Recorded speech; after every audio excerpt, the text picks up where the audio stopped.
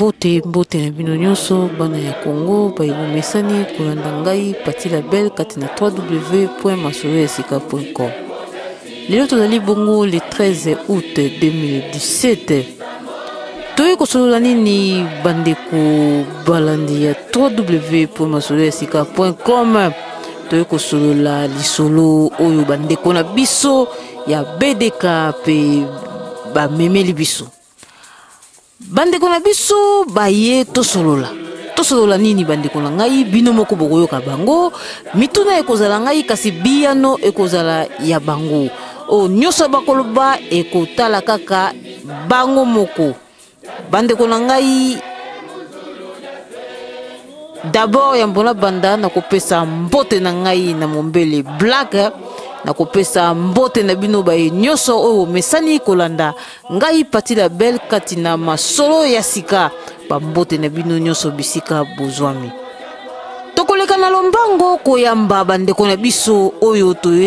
toyambi na mokona lelo le 13 août 2017 baye kolobela sujet oyo esali bango pasi. Balobi bazali na inquiétude. Pona nini bazali na inquiétude? Batu mingi bazali kofinga ne mwanda nsima. Batu mingi bazali kofinga longe ya Congo. Balobi ete ye mutu abomisi batu. Balobi ete ye azali mutu ya liboma. Balobi makambu ebele o tozali kotala atanke ba Congolais ndenge tozalaka kala. Vraiment respect ata moko te na bandeko na biso na bazali kofinga. Yango elati bandeko kanda balobi ete baye ndenge bakolobela bandeko ezali bango tokoyamba bango moko na lelo matondo boyoka bango.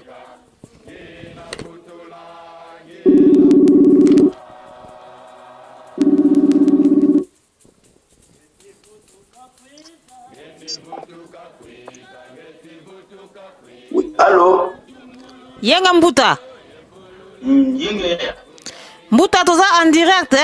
direct na kolinga vraiment otalisa bandeko o bazali kolanda biso soki ozali nani. Matondo ya comme d'habitude pour la parole.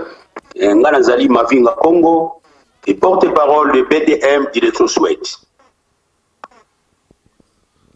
Matondo mingi Mbuta to monaki si mot d'ordre oyo ne mwana semi apesa ki ya le 7 to moni vraiment batu batondi batu babimaki ebele mokolo yango ekamusaki batu po mingi bandimaki te mingi bandimaki eteke le 7 wana vraiment batu bakobimakasi ne mwana semi alakisi monene na ye ozwaki yango ndenge nini mokolo yango batu mingi bazali koloba ete ezali échec pona yo ozwaki yango boni.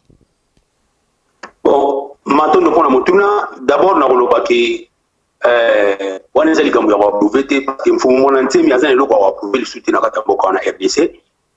Mfumu mwana ntemi c'est un leader incontestable. Leader non seulement et pas ya peuple Congo mais leader na rayon ya Afrique centrale parce que de mwana ntemi qui leadership na mfumu mwana ntemi qui leadership na ye ezali ko planer même libanda RDC. Parce que tous autant que sont bimi même na RDC au kati nanga Congo président ne mon temi azana ba dette ne mon temi azana ba fiat so bimi même na RDC au kinanga Angola kuna kutu na parlons pas donc ne mon temi azali leader incontestable voilà et on a le bateau action ne seulement qui décide ils avaient déjà donc il y a eu prévu et en tout cas bato on a mode pour mon ntemi parce que pour mon ntemi qui leadership day bandina d'abord na fief naï boni ne to za ko baki tant baza on benga leader ezali oyo donc azali nanu ko confirmer à partir de fief naï boni so na bi bon pourquoi parce que tozo mona lelo na kati RDC il y a trop de leaders aventuriers leader mo ko soit disant azo bima kuna na ba politique RDC lelo yo ba politique en polangani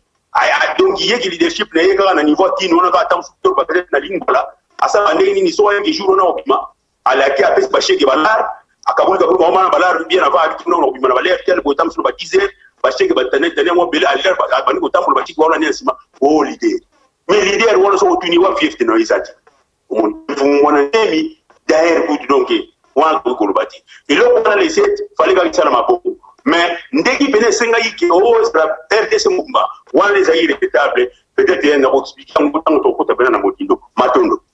matondo mingi batu mingi bazali koloba ete bato ebele basali nini bakufi na kati ya na journée wana ya le 7 bato ebele bakufi bamosusu bazali koloba ete basoda mpe ebele bakufi okopesa biso bilan nini? Bon, nakoloba eloko moko yaya omoni mokili oyo tozali kovivre, il n'y a rien pour rien. Révolution nyonso quand même esengaka basacrifice. Soki bazoloba lelo bato bakufi mais okamusa ngai yaya tomona kutu même pauvre pauvre que son nom repose en paix Papa Tshisekedi tanga za de son vivant abane kosalisa banani ba démonstration wana ba marche bamakambo ebelebele babane kokufa bato bazali kokufa pourquoi wana bazolobelaka yango te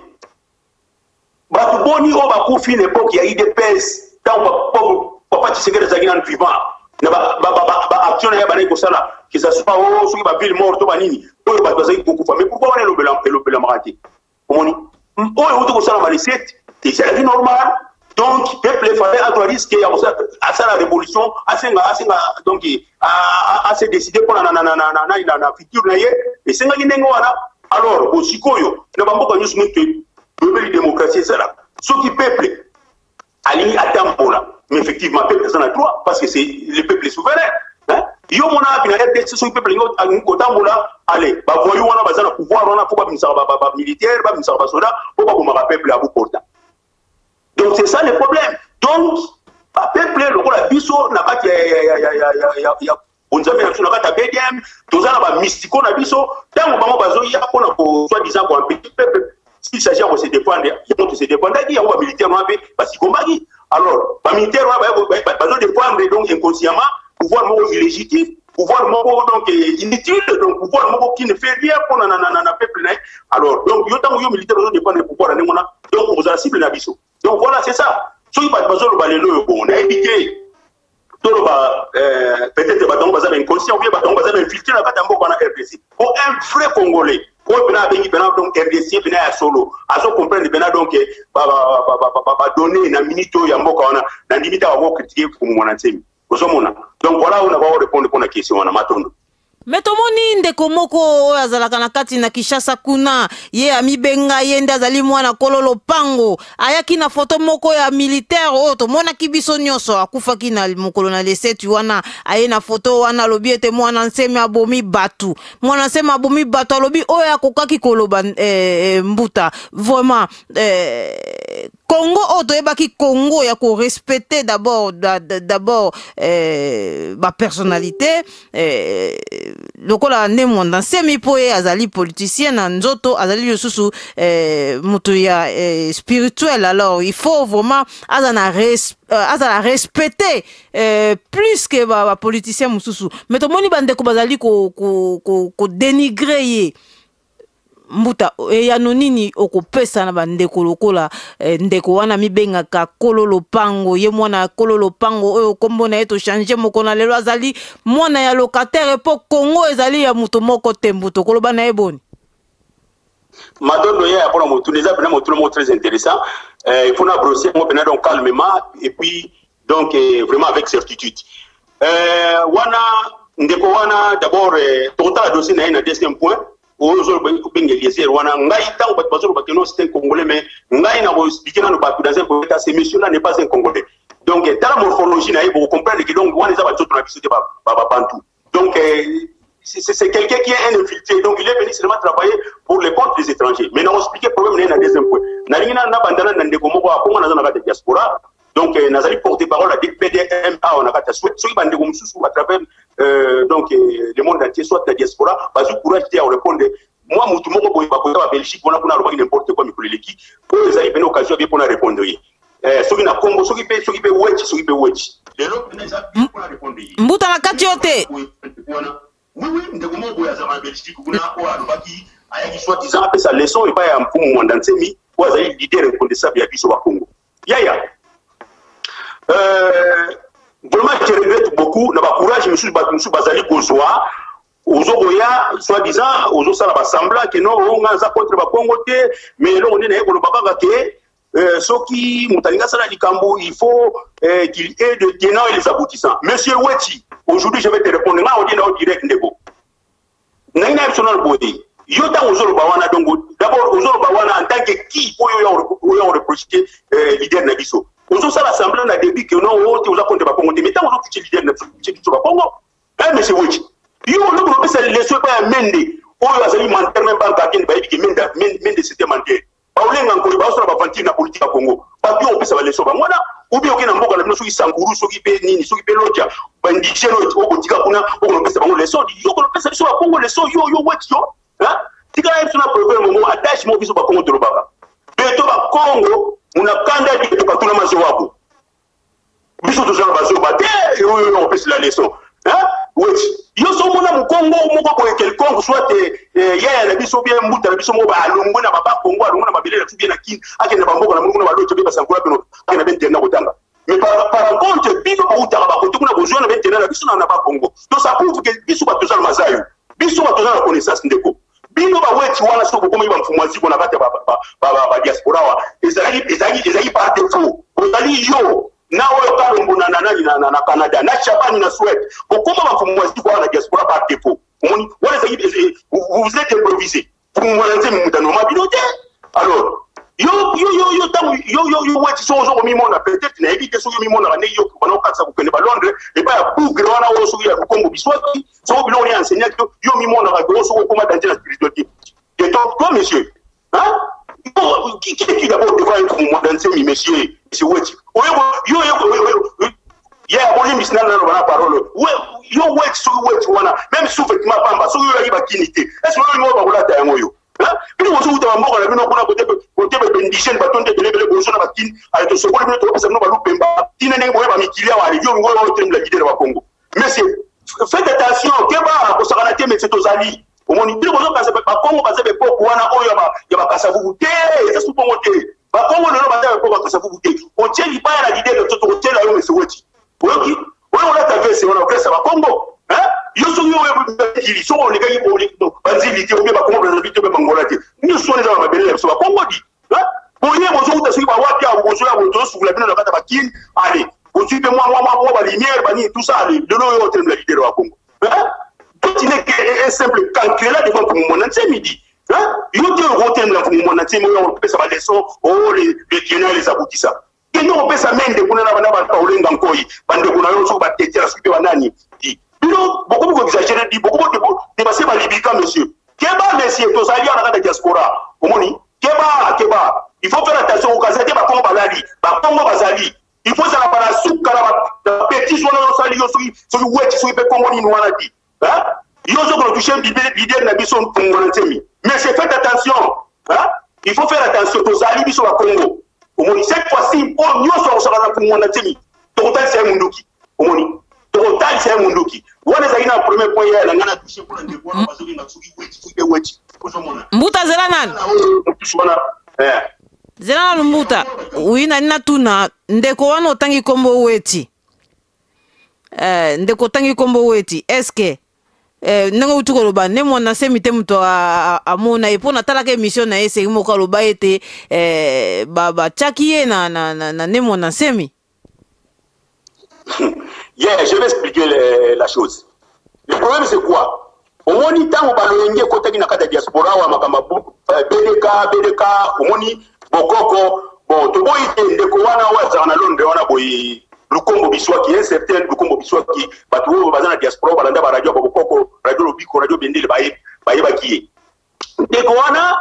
bon dans un premier temps ayaki pour la annonce ya makamba bokoko que sui tuzana mbolangani tuzana mamubulu na mboka na biso parce que pour de bungisa bokoko izaki le roi moi alerte juste tant bande wana so Londres ba combattre tellement qui pour makamba musique bani tout ça et le wana pende wana yaki et ça ripe moi impact mon qui lisusu voilà alors ndeko na tangu ya bana ko sala banos na ye oui batu mingi bayoka ki en tout cas batu bazaki très intéressant pour oyoka makambu na ye mais ndeko wana ba pesa ki permission te ki o aya ko sala soki ko enseigner soki ba ko former ba mfumwazi ko former ba leader mo ko ba no bimana ba basi ko te omoni te parce que yemo bende wana boucle wana na Londres wana sur Congo biswaki asisa yi même ba cinéma te ba ya kumwana ntemi oui azaki le ba kumwana ntemi asisa même ba cinéma te omoni donc ndeko wana yo sala bamkolangani siko tanga jula ba wana tanga juba player wana ba twa kumko yoka ye ba twa ngopie ba mbongo akumko saba n'importe quoi akumko former yemo d'abord kuta mi former ka mi pesi ko mo nabi suki nabi et puis akali sali ba tuna ye wana kata diaspora a pesi ba titre ye suki wechi wana abana ko katsa kuna okina Londres ko ba kule ba ya nani ya lukombo biswaki wana bon après un moment donné bon lokola ka pesi ngai kino ba bazina bazai intéressé na diaspora mingi pour lokola bokoko bon ba courage ba telema ki pe pona ko sala netike ba bima ba leadership bielo wana au deuxième premier temps ils allaient voir moi kolangani mais pour moi nsemi ye makambo na tele qui était d'abord parce qu'il y a ça na diaspora oui c'est lui le leader ya BDK mais tant que nous avons courage à ça likambo bon peut-être beaucoup ko pesa rapport mais omoni asa préoccupé makambo minene yaya omoni oui ayoka yike baziko fungwami mais asengaki na bato ba yeba na ba leader ya ba baziko awa na kata diaspora baki na kozoka kuna na kata mboka omoni eloko fungwana te malingaki parce que ayebi ke eloko wana ezama kama masekite omoni ye weti wana fungwana te mitem ta formaye abana ko zoba ba boucle moi na Londres comme Nelis du Congo biswaki alors il s'est improvisé pour la Belgique a bien en tête pour le quoi ba on ba una wala so ipe ina habite ba infiltration so ipe na habite pe espionnage to ba kite abimi pour moi c'est quoi oh so to landi pena na ndenge masolo ezali ya na ndenge buku na biso bangone ba yaki ona ba wechi ona ba kalumbu na ba shabani ifalela ba yekola bon simande ma yelo na ba kozwa ba no laksala ba ko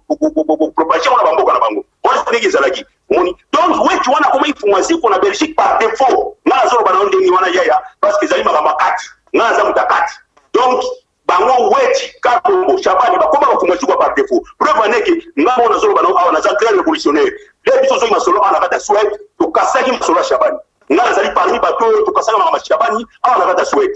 to sali siko siku mo bena oyo bena malgré tout na ko bateke o bakumwachi ko bazali formé mais senga ike to kenda na kisasa kuna na direction générale ko to nzo baku ezali ndengo na donc il faut connaître ça mais ndinga mpona ngani dans un premier temps omoni ye kuna ko tazali na Belgique bampangi basu masolo siko ye ko ngosala e passe akongo ba n'importe quoi so ba ndemo na Belgique kuna ba ko répondre te biso to ti l'intenté omoni biso to ti l'intenté pour biso to ba na parler omoni ya ko sana leader na biso te ya donc ya na répondre yo pour moi na ntsemi anoma pour moi ziko moko te ana diaspora donc ces gens-là ils se sont improvisés donc parce improviser qui ba moko donc les gens ba mo sama ina mbolanga ni pour moi ntsemi bien ngoti voilà réponse ngana pesa ko ngo tout que sommes allés donc vous avez la parole. Mais na mona ki mukolo mususu aye ndeko weti alobaki ete soki alongwaki na kati wana ezalaki mpona basongi ki mutema mabe epai ya bato azalaki entourage na bango epai ya Nembo na Nsemi yaya na bien na obsadaji moto baki iboka moninga wasombula ngo kwanga te yaya bakolo masolo bazalaki wana bakolo makambo bayaki wana yo ndenge nini yo utika fu wapi akuna baloti so basankuru oya dirige biso bakona masolo na biso ona ko mate ko na kene akine pere direct ya ki boye ko la ade hotel bakota basankuru na bakota baloti akuna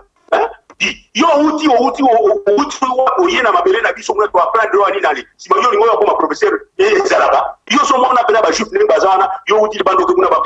enseigner ba makamna bango ndenge ya judaïsme ale oya suwa kuna ba enseigner ba juif masolo na bango ezalaka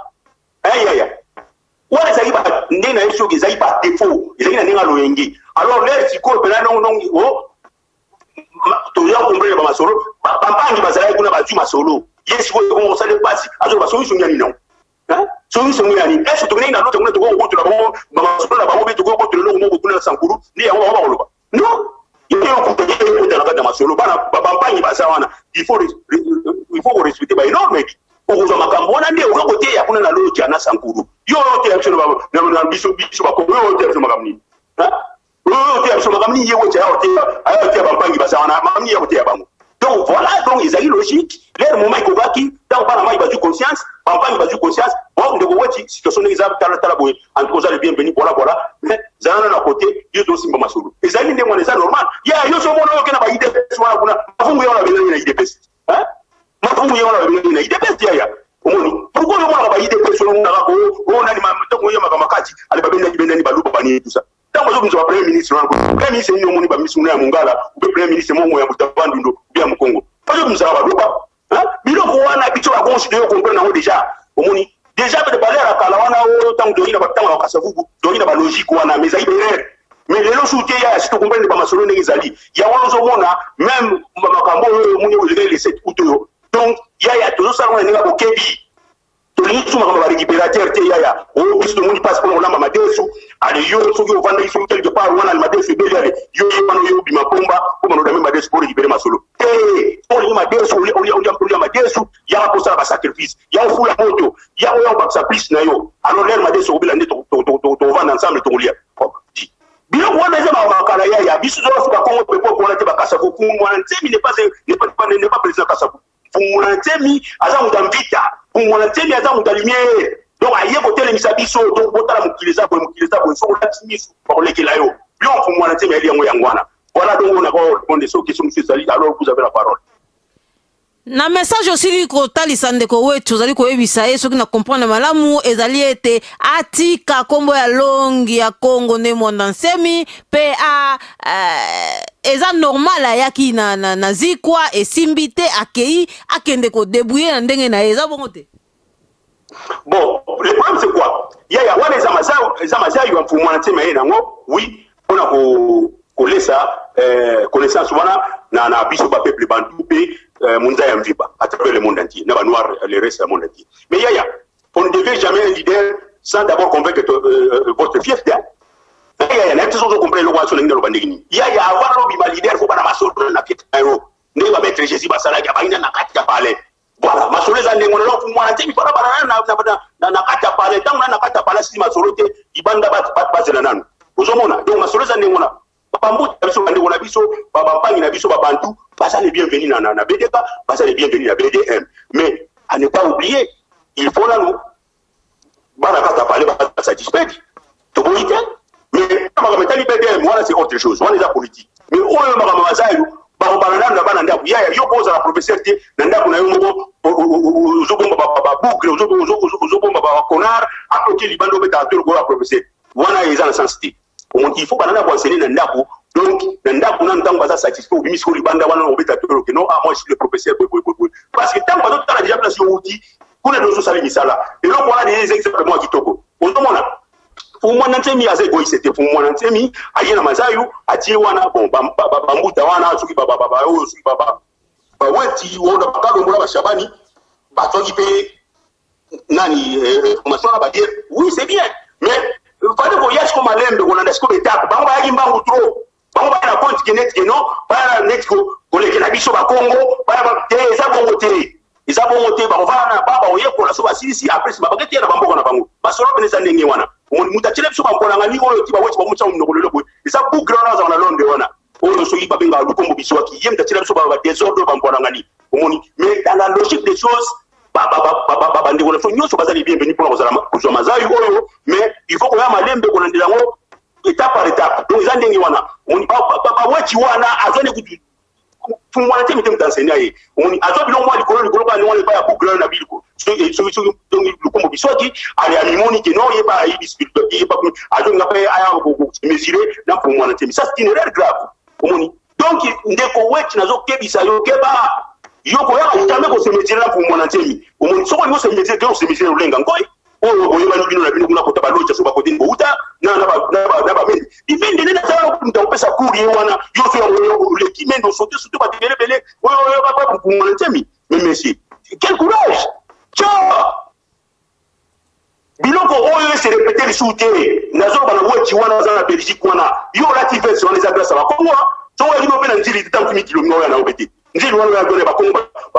bafungula yo misu ti tengo ko ni kilabo na kivesa ko ngo cha minoko omoni yango so biloko to lingi su te pona ko libérer Congo to li mutu to wala za kosa ko za libérer il faut o cha plus na yo to li su makambo wana te par récupérateur par la kisio likabu apelo to makambo to lingi su te o sala masute cette fois-ci ba participer nde ba vérité yango makambo to linga su te to boyi makambo wana o makambo ba récupérateur ale ba la kisio lisolo ale yo na ba avance makambo ne za su te cette fois-ci on y font mon ntemi yepela ne mtu ayo relever conscience bina ya biso tu abantu spécialement biso ba Congo on y doyi wala na kongi mingi biso ko kanza ke ate esa na ngolo de baza bandeko mais Dieu comprendre que non parce que la biso on y donc faut totalement Photo téléma. Donc, monsieur Wechi, faites attention aux alliés à la diaspora. Keba, n'a pas de sanction à Ibrahim, il faut Belgique, n'a pas de pour moi, la team a dit que ça a été. Yo, on se audace, il y a ce métier pour moi. Nani, pauvre papa, tu sais que il vivant. Pourquoi on mérite? Parce qu'on a dit que les gens qui ça, ils vont tenir le milieu. Alors, il n'y a pas de biso zone go savana. Keba, aux alliés, sauf que la Belgique va répondre au biso na soit à la population de Moussapi. Faites attention. Vous avez un niveau pour mon antémité. Tu n'es que simple calcul là devant pour mon antémité. Alors la matondo mbuta na ndengo siliko ya nolangai vraiment na mutuna oyo ya ndeko na biso weti vraiment na moni bandeko mususu oyo bazali ko lingate balobela batuna bango. Alors biso peut ko lingate balobela oyo ya biso moto moko ko leka congolais na ki kongomani te biso nyoso tozali bana ya Congo. Alors soki botie libaya biso peut ko tia libaya tozali susu ba Congo ya karate to komi ba Congo oyo boko ki mutu moko otakoki kosaka na ye to kotina analyse o ndeko o to bengaka batu mususu babengaka kololo pango me ngai na bengaka ye mona ya locataire po c'est vrai azali vraiment mona ya locataire soki to lobi to fungola poke asini kosala analyse na ye alobi ete ne mona nsemi abomi batu to ebite abomi batu pona soda o ye alakisaki biso image to pezali pona peuple congolais okotalisa yeni ndena luba iya na segana mwa mukie pona motuno tuni parce que bonde bola yé ba limite na ya komi ko déborder akomi ti ko koma ba place mo il faut pas siko to zong sai bena na nzela to tal sai bena ya zainani d'abord ya bon na mona ba émission na ya nga bena na tshaka na ekatea o moni lokola mboka wana RDC koma dia na mbola ni n'importe qui a ou na bendien kutu ba koma ko chape lumbe mbala kata mboka bon wana ndeko wana soki niloti kona yo cha bumba d'abord ngana website yo ndeko wana botala na morphologie na yi biso ba bantu est-ce que tozama ba morphologie marque wana na website yo lelo ndeko wana za donc il faut être 3 points d'interrogation liboso ya personnalité na yi ndeko wana ngana ndi mateka za bantu pomoni ba santé wana za ba santé ba scaris na ba santé ba Paul Kagame biso tozala ba forme wana te botala morphologie ndeko wana ba wana ba ya kosala misala o bozo nga soki liese oyoki ya yende ko wana za oloba kenoni monati mabombisi ba d'abord soda wana o bayaki wana bazo défendre nani o bayaki ko peuple linga tambola bino boye boya ko style la peuple bakalo bibo bete masasi bazo défendre nani ko so ba benga so gouvernement ba on soit distant est-ce légitime hein nani yango za légitimité na bato na babo baza na gouvernement wana ye wazo parce que mona propagande nani yango za légitimité bende ou bien le président ba politique kadambe ou bien nani za légitimité donc makamuzo zoli kana mboko na ya na vitu za illégitime ba journaliste baza wana baza illégitime oh ce que banani donc illégitimité sur illégitimité vous voyez donc ce que bakene mo tsimba musi bato par rapport ya nini donc ya pouvoir mo légitime bien quoi ozomona donc baza du moko bazo kanzaki baza mayele minzo ne baza mayele te na okenda ndeko wana na baba polisa combien de bato oyo nani liboso pauvre papa tu sais des questions me repose en paix oyo abomisa na IDPS na ye depo ba action na ye combien de bateaux il y a vomi ça? Est-ce qu'il y a une dépense ça une analyse? Non. Un deuxième point. Les 80 fausses commises, fausses communes pour trouver la Kassai. Il y a des voix qui les airs. Alors la ligne pour ça il y a une analyse. Na émission na wana loba oso to komi wapi. Wana deux. Na troisième point. Nationalité il y a Hippolyte Kanambe ou ata président na yena minute oyo. Mukoloni na osala ba analyse pour ko décortiquer penate. Est-ce que mutu aza pression ya soit disant illégitime ya mboko azali ko mukoli ya sala analyse pour na yango voilà toi to question na quatrième point pour ancien patron na yego zo benga soki Roger Lumumba azali atwa ancien patron na soki chaîne mo ba benga soki chaîne ni wana na bosa ipe comme na wana makambo sa na M23 donc akena ko région de M23 kuna na est ba boma ba tebele ye mukoli na osala yango ba analyse kwa lobela yango donc ya pour comprendre si que to vana na ba tumo ko biso kanisa que non le rôle par exemple de Mwindu, par contre, ça va pas et ça, le côté, tout s'adapter à Bango, Malé, Métis, tout ça, sorti, tout la solution, tout ça. Mais il y a deux comprennent que tout va dans la Bangouna, tout va dans la Bangouna. Et puis, il y a un mois de Bangote, il y a un mois de quand on est dans le village de Talizard.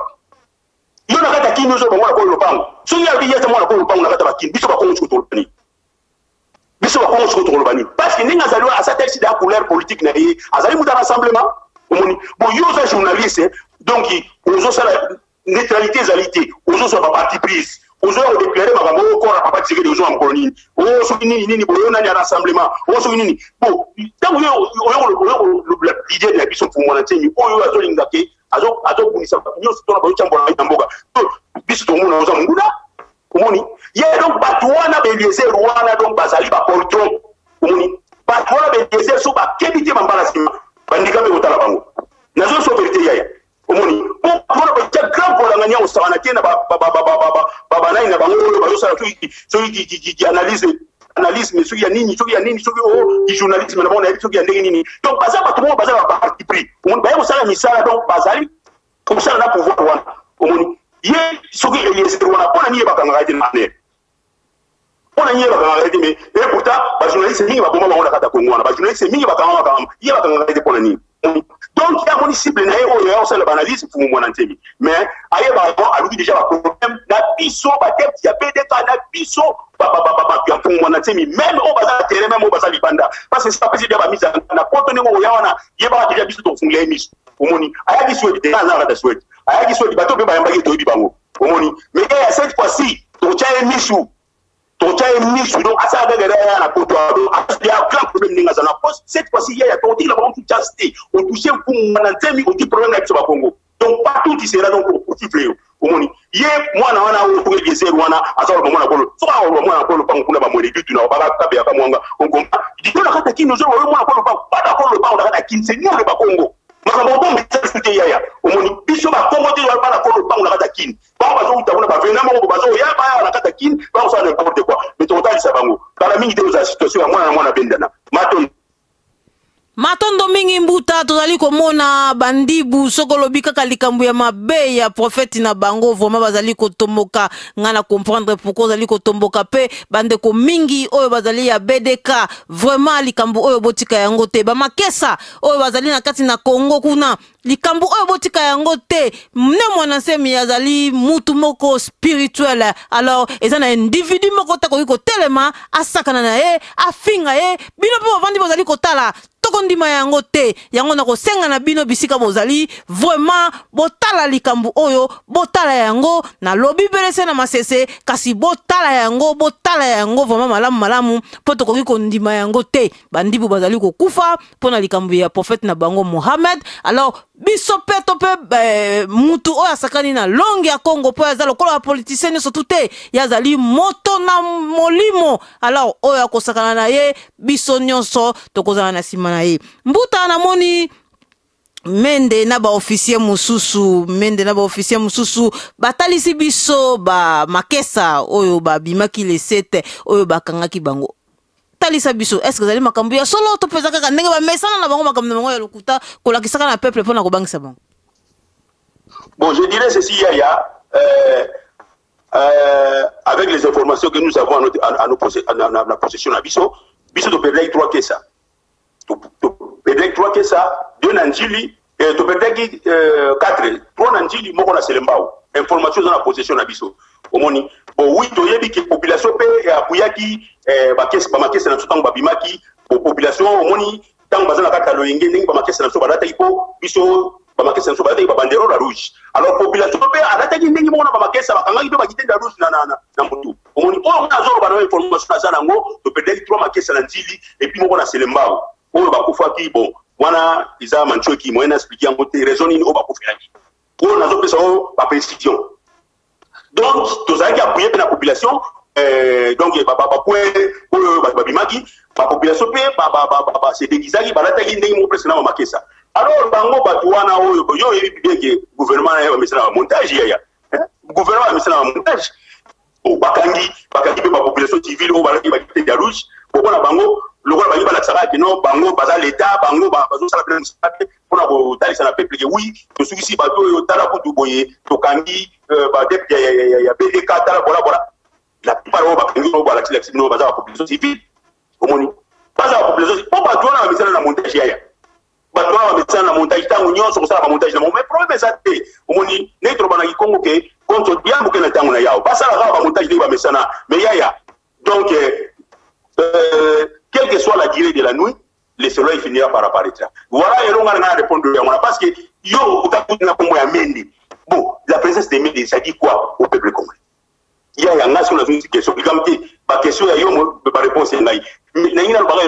présence, il y a même des gens dans milliers de conférences de presse. Et là, on est déjà que nous, tant que zona. Qu'est-ce qui va se passer là-bas? Il y a une moyenne.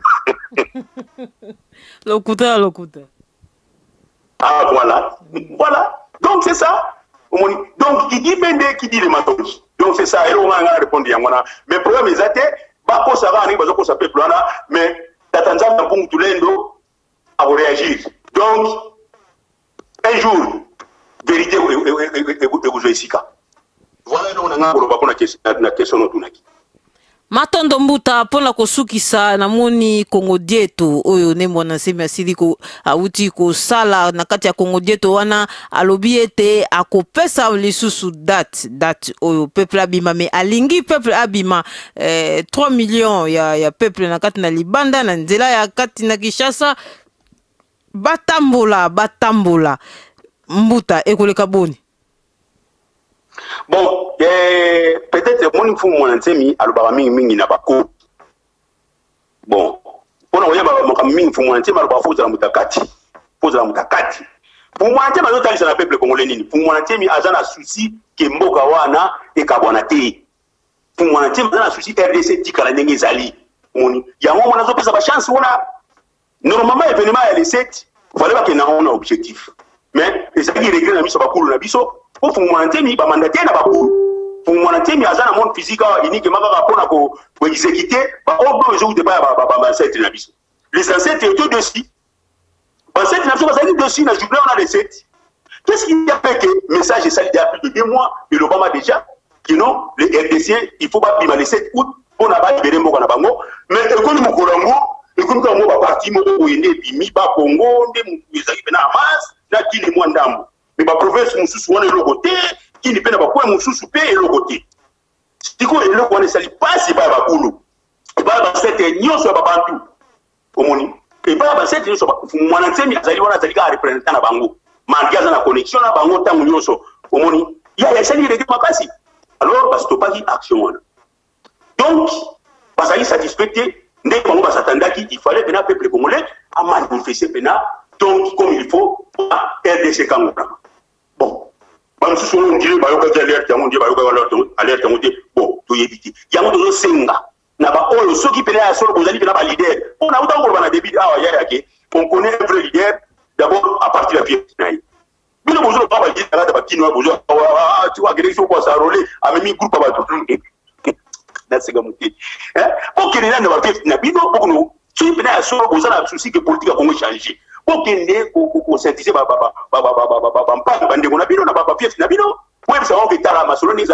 il faut que la jour tout en masse dans RDC pour te sauver Moko. Parce que ça va mon chance, parce que ça va mon chance. Pour mon antenne, il y a un souci. RDC, tu as RDC. Pour mon antenne, aïe pour la pour ça, il s'est pour la vie de Bantu, surtout Afrique centrale. Il y a un pour mon antenne, à zone d'abord, il y a 27 sur Bantu. Côté bazo kindaye mission ba pesa iko ya bosala donc tozali na souci to lingi mutu nyo surtout atia quelque chose à apporter plus et ça la tenir peut-être pour le 4 janvier moi groupe déjà mo basali masolo après si mabaga ki babimi mutu mo banga ali ngaulia madesu mingi ali yende so ba ola madesu sio madesu za rapport to sanga pour bakoni ya cha lelo wote so madesu ebeli ye wana ayemba ngo ya olia madesu c'est quoi si to lingi ba récupérateur tiaya ba récupérateur to lingité. Il faut que il faut que ça sacrifice n'est pas un madesu bene bela kitoko on to sengi participation il y a peuple de Nyon surtout il y a RDC voilà le toujours senga yangwana parce que ça va chance azo pesa bango ba chance voilà pour moi n'entime explication va compter tout est-ce que besoin va pourquoi va correr et comment correr dans la politique voilà il faut comprendre donc souci n'est ça wana te ko RDC comme soki onini après l'exemple belé pour ni Thaïlande na Chine voilà peuple vont comprendre. Il m'a cessé. Alors, toujours symbole pour moi, je suis RDC, RDC. Tous ensemble, malgré tout, l'unité dans la diversité, mais tous ensemble. Parce qu'ils ont pris dimanche, il a dit que donc tout ça a besoin de connexion surtout. Mais il faut quand même vous participer. omoni biso to sala biso ba konso to sali pe par biso bino be ba kasai bo sala par na bino les choix les pon ko sala par na bango ndani ndeko na biso bravo en tout cas na zapena na songo mingi pena pona ko loba yango pena boli bisanga pena loba ngeti bande ko na biso mongali en tout cas bango pena donc nazo vraiment donc nazo se pena mingi na ba action na bango ozomona donc bande ko mongali bande ko ba kasaye ba kivutie botia koni comme ça biloko be la biso tous les ensemble to avancer une fois pour toutes voilà le conformité ma dosenga moni parce que c'est bonne chance parce que tous les ancêtres bantou bazali na même avis yango na représenté na bango légal ya pour mon antemi ndi azopesa ordre wana oyo tout na mokila molimo et pas ya ancêtres bantou bazo tilaye il y a liga ko exécuter voilà les problèmes autres zali na mboka wana il y a aussi une participation il y a peuple RDC nyonso bon ba pesa une chance première fois ah au sali mo erreur deuxième fois ba pesa chance mais il y a pas la chance on est pour nous aller bien soutien et comme avec tant non au tikali ne ba Grèce le tikala Grèce c'est tikala ba dit ba Allemagne ba France donc c'est ça le problème que nous avons dans ces pays là il faut valider ba soit disant bazo ngibinga ba leader wana ba kende nanu ko mobiliser ba peine na bango ba fief na bango pour kinité pour kini za ba fief na bango kini za fief pour mon ntemi yaya na wa vérité kini c'est pour mon ntemi on va me souvoir ba yo pas prima pa bana ba kende nanu ko confirmer que leadership na bango ba fief na bango voilà et on a ngana lo ba yango na yaya donc et puis so mutu na mutu sali comment oyo na ngako na ko expliquer na question na yango matondo na kozonga monda muna simba mbuta tomona ki le setu wana batu ya IDPS ba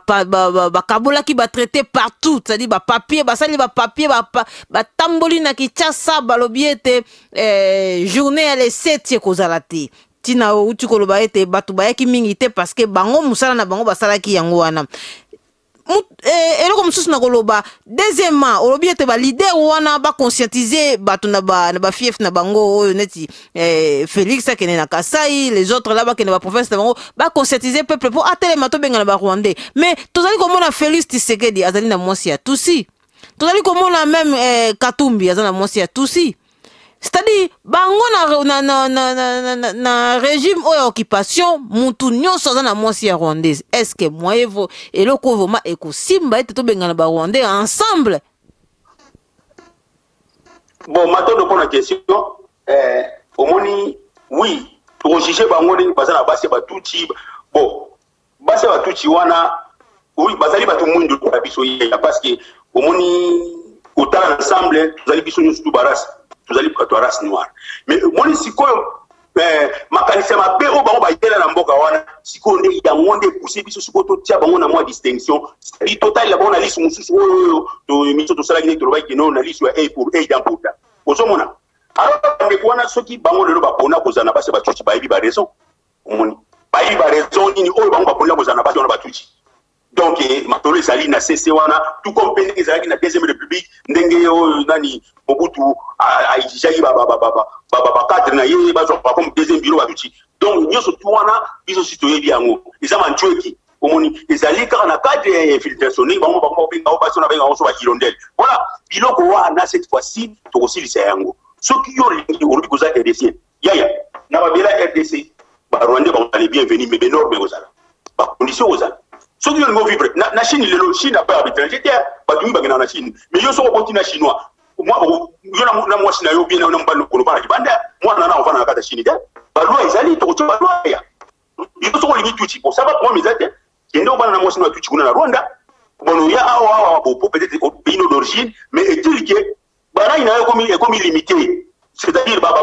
droit na comme limité omoni yo lokolo bali moi ça tuchi lokolo so sali foyer na ba tuchi ala ba droit no yango yo limite ba droit no yango to sala ba loi e kozala yaya ba moyi se tumbi na tika mo basaka na ba saka na izaka mo mambola ngani munyo so dondo kana omoni yaya le ordre o kota mutaro tuna ba kutelo te ba kokima ba ngomoko ba kopata ba sala ba blague yaya pas ça va mentir na bango mais donc n'est dans le baïga non quoi qu'il soit la durée de la nuit le soleil finira par apparaître donc il y a nyoso tuana egosila na yango tika bango basakana itaka moi quelque temps ki bazo sakana il y a makamani aussi là to yebi ba makamna mo bazo sala wana ba complicité na bango nango na ba oyo ba okipe mboko ba okoniser ba EDC to yebi ya to yebi nyoso yango bali batuti omoni bon soki yo lingi ozala na connivence na ba kabila on a exigence yango yangwana yo bika ba tumbe bika ba Félix na ba Mende nyoso bana passer ba rwandaise. C'est ça le problème. Mais Mende problème zati on nyoso ba sala mais lobi so Congo kangwami Mende foye bana yekino faut que Rwanda deuxième pays des Rwanda ou bien aoya ko expliquer ba congolais pourquoi on a mo Rwanda et là on est là go bara tuchi alors expliquer ba congolais donc ba na bar donc c'est ça Baje wana nyoso to ya izatu lo bomba de lo citoyen puis pourquoi on faut attendre basa batuchi parce que baza on y passe na batu wana donc c'est clair voilà la réponse que je pouvais te donner Matondo mingi atabutu indi ndenge nini kasi suka tongo ekotana mbuta liloba ya suka nini mwana mukuse okotalisa bandeko obaza kolanda biso Matondo yaya na ngina no baboye bandeko na biso ba RDC biso ba Congo na ngasi bino boye bien histoire donc nous rappelle biso ba Congo tout ça ba tribalité biso ba Congo tolingi bandeko nyoso tout baza entouré na biso mais cette fois-ci tu sais quand même du sérieux on nous tous en souci que nous tous ensemble en tout cas pour démontrer à mon na bino pour démontrer na bino que tout ça de façon qui est de avancer ndeko parce que biso ba Congo tout monde maté tout ça pris en otage na ba mbona ngani na bino na ba buzo bana bino buzo sala mbula okule balobi boye par exemple makama le 7 mfumo na tema pesi mondo de ba bima so ba yekuna ba tracte ba ngoke le witi na bilo kwa so comprendre ba chewana mais bande ko fobo ya ngoki tant bozo konyo ba makambo na ba no ba chance bozo ba ti vous allez tirer les conséquences pour mon ensemi mfumo na biso auto ko sipika na ba kongo dieto est-ce que vous savez ce qui pona nini akore ko mi ba le Corée na Corée du Sud bino mo bosa boyebi pona nini Chine na Taïwan et comment le neti des pays différents bino mo bosa na ba réponse donc bandeko il est temps d'abo se ressaisir donc tout ça tout vraiment parce que tout ça même na diaspora que ça soit pour la Guinée to yebi na na wasa leader na ko azuka tambo kane et si comment tout avancer to yebi pas na ça va avantir mais conscience en pour en tant que RDC et les canaux ça là pour te ba ça là choix madame soki bon besoin de ça on ça nous na kanai vous allez tirer les conséquences voilà donc on a pas ya mwana on a pourquoi lelo en tout cas Matondo vraiment on a pesa nga opportunité les sous il y a comme quand ko expliquer pour recadrer moi bande comme sous ko bazo meka ko déborder pour na magametali bitumba ya mboka na biso na ngani na suki wana Matondo yaya donc ebutu la mopona yo Matondo mingi mbuta Matondo mingi to mona niveau mbala ya sima au revoir salamu yengi yaya ingete bande ko bino nyonso bosili kolanda mbuta na biso na maso na sili koloba na lobaki ba réponse ezali ya ngai ba question ezali ya ngai ba réponse ezali ya yebu moni bino nyonso ndenge ya no livre mana eko comprendre ete mbuta na biso azali na kanda ezali normal complètement ezali normal po asilika en tant que mutu oyo azali kolanda longi ya Kongo ne mwanda semi akoki kondima te ete ba individu moko boye ba telema liboso ba finga ne mwanda semi ezali kopesa kanda ya kobimisa nyonso oyo tokoki kobimisa kasi vraiment kimia ezala biso soki ovandi nie o moninga pe akovanda nie soki otumboli moninga pe akotumbola vraiment toza na kimia bisika tozali toza biso nyonso bana ya Congo vraiment Matondo mingi na Mombele Black merci mingi na Black Mombele o amesana koza na ngai tango nyonso merci mingi na bandeko nyonso ya BDK oyo bayambaki ngai vraiment na kati na mboka ya Belgique po vraiment ezambala liboso vraiment na mona akei wana ba mama mibimba ba papa mibimba bana ba jeune vraiment bayambingai oyo vraiment na kuiko bosa na yango ata mukete to monaka Biblia elobi na biso mutu oyo azangi bolingo akomona nzambe te alors bandeko wana vraiment balakisinga bolingo alors bisika oyo bolingo ezali yango ngai bisika oyo na kotia makolo na ngai soki bolingo ezali te bisika wana na kotiaka makolo te yango wana vraiment na kopesa bayaya bambuta oyo vraiment boyambaki nga na kati na Belgique mokolo ya le 5 pe le 7 vraiment Matondo na bino mingi vraiment nazali na bino na kotika bino te toza na bino ti tokozwa libération ya mboka wana na komona ete vraiment eza na ba papa eza na ba mama o bazali kolela mboka wana ekoma libre balingi Congo ezwa liberté na komona vraiment toana posa mboka na biso ezala libéré totika kosakana totika bilandalanda totika o ba élection le 31 décembre akokende lolenge nini tomonaki na 2006 akendaki te na 2011 akei te obongo nde na 2017 akende 2016 kuto oyo tozalaki na le 19 décembre akendaki te. Alors Congolais fongola misu na yo tika kolala pongi olingi komona mutu moko ta ya koloba kaka élection pourquoi bolingi ko libérer mboka na bino te bolingi kaka ba élection pourquoi bozolinga kaka nzela élection bozolinga nzela libération te alors nzela élection oyo bolingi ko kene wana bozoyi bateke bokotika ba Rwanda na kata mboka bavandi na bango mais nzela ya libération tokobengela bango nyonso na nsima biso na biso tovandi tobongisi vraiment oyo kolinga libération ya mboka na ye vraiment nzela yango wana ya libération oyo mpe ya kolinga te tokobondela mpe lisusu te alors mutu na mutu atala nzela na ye Congo eza ya biso nyonso oyo ya kolinga libere Congo malamu oyo mpe kolinga te ekotala kaka ye moko vraiment nasuki awa mokona lelo vraiment matondo mingi botikala malamu tomonani mbala ya nsima au revoir.